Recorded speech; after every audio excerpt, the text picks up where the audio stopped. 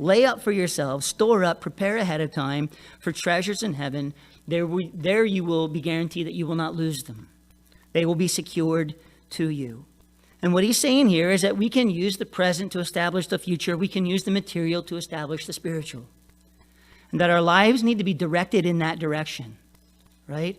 Not so preoccupied with stuff, with life, with the accumulation of possessions or getting nicer stuff, these kinds of things.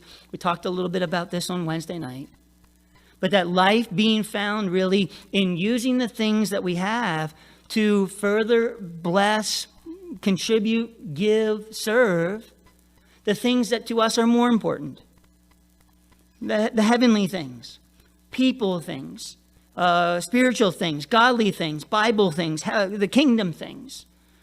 And to make sure that our resources are going there as much as possible to be giving.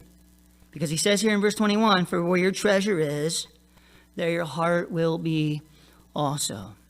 Now, most people view this verse completely backwards.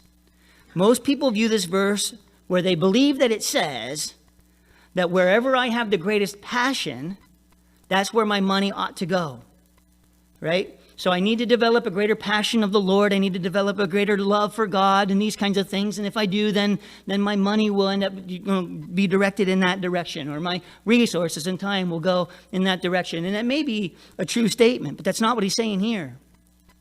What he's saying here instead is, for where your treasure is, there your heart will be also. What he's saying is, use your treasure to lead your heart. Put your treasure where you know it ought to go before you feel like putting it there. Most people in this world allow their passions to dictate their life. Where the Lord actually says this to us instead. Don't let your passions drive your spending. Let your spending drive your passions.